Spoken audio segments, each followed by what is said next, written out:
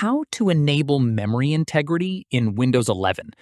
This tutorial shows you how to turn on this security feature and fix it if it's blocked or grayed out.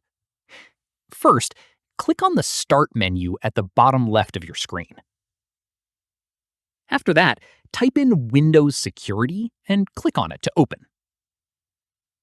From there, click on Device Security on the left side menu. At this point, click on Core Isolation Details under the Core Isolation section. In the next step, look for Memory Integrity and toggle it on. Following this, if the toggle turns on successfully, Windows will ask you to restart your PC. Go ahead and click Restart Now.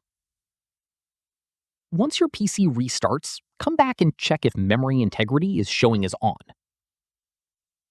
From here, let me show you what to do if the toggle is grayed out or blocked.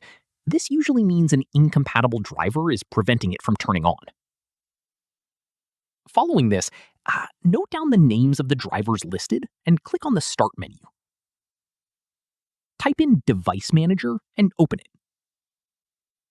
From there, find the incompatible driver in the list, right-click on it, and select Uninstall Device.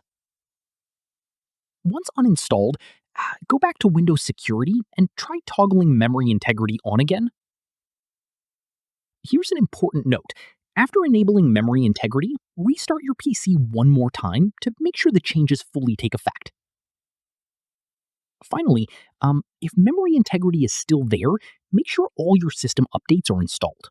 Outdated system files can sometimes prevent this feature from turning on. And that's it. If this guide helped you enable memory integrity on Windows 11, give it a like, subscribe for more Windows tutorials, and tap the bell icon for updates. See you in the next one.